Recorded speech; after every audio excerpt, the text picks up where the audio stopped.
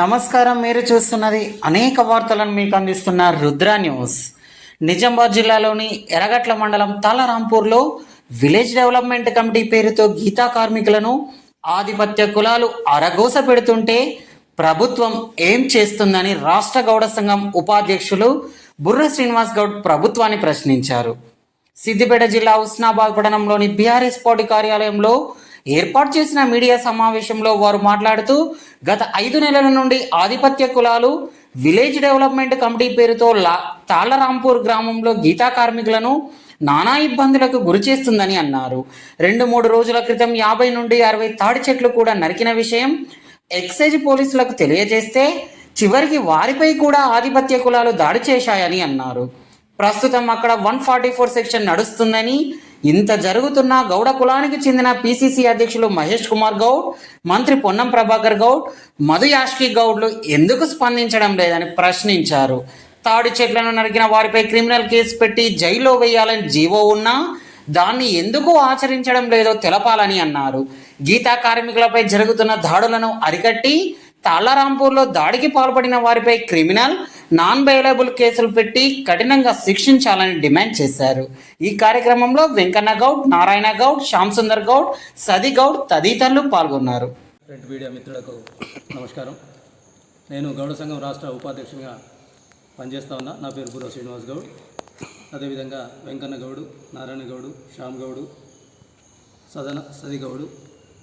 మరి ఏదైతే నిజామాబాద్ జిల్లాలో ఎర్రగట్ల మండలంలోని తాళరాంపూర్ గ్రామంలో గత 20 సంవత్సరాలుగా అక్కడ గీతా కార్మికులపై వీడీసీ పేరుతో, విలేజ్ డెవలప్మెంట్ కమిటీ పేరుతో మరి మా కార్మికుల పట్ల 20 సంవత్సరాల నుంచి అన్నమో రామచంద్ర అనే విధంగా అరగోస పెడుతూ అక్కడ ఉన్నటువంటి ఆధిపత్య కులాలు మరి 20 సంవత్సరాలుగా వాళ్ళను నానా ఇబ్బందులకు గురి చేస్తున్న విషయం ఈ రాష్ట్ర ప్రజానికానికి అందరికీ తెలుసు.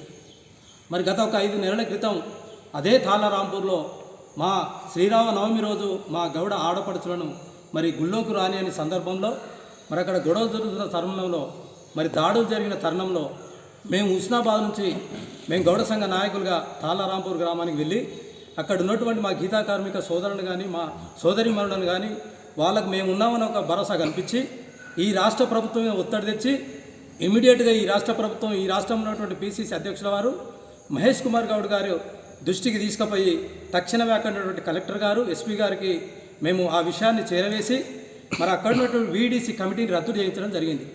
ఇది 5 నెలల క్రితం జరిగింది. వీడీసీ ఎప్పుడైతే రద్దు చేసిండ్రో అప్పటి నుంచి మా గీతా కార్మికుల పక్షాన మరి ఇక్కడ ఉన్నటువంటి వీడీసీ ఆధిపత్య కులాలు మరి వాళ్ళొక ఏమైందంటే ఖచ్చితంగా వీళ్ళని ఏదో రకంగా ఇబ్బందులు పెట్టాలి, దాడి చేయాలని 5 నెలల నుంచి వాళ్ళని ఇబ్బంది పెడుతూ మరి నిన్నగాక మొన్న మరి తాళరాంపూర్ గ్రామంలో 50 నుంచి 60 తాడి చెట్లు మరి ఆ వీడీసీ నాయకులు ఎవరైతే ఉన్నారో వాళ్ళు నరికివేయడం జరిగింది.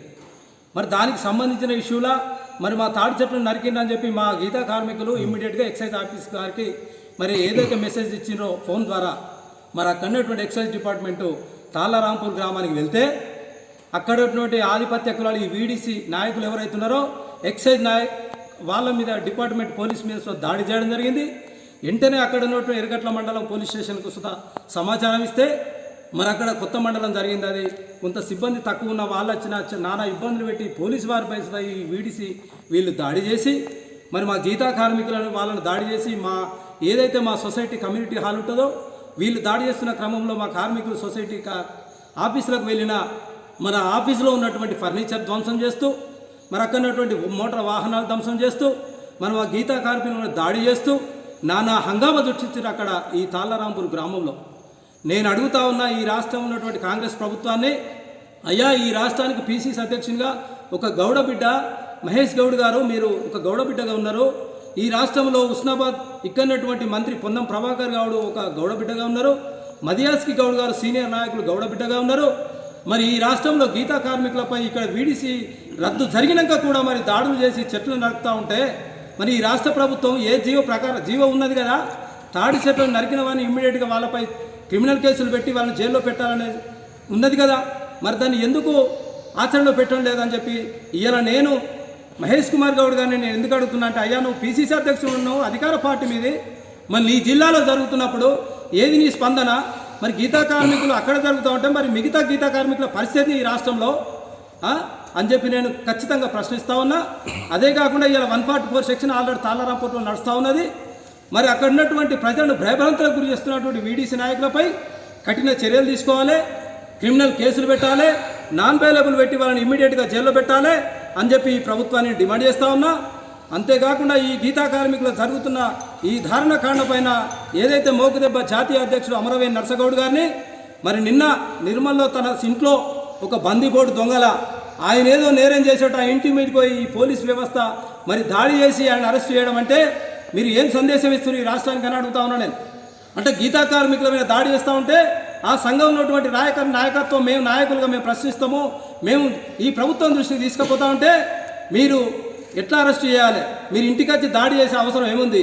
ఇలా 144 సెక్షన్ పెట్టారు ఇక్కడ అక్కడ వీడీసీ నాయకులపైన మీరు తక్షణంగా వాళ్ళ మీద చర్యలు పెట్టి కఠిన చర్యలు తీసుకోవాలని చెప్పి ఈ ప్రభుత్వాన్ని మేము డిమాండ్ చేస్తా ఉన్నాం.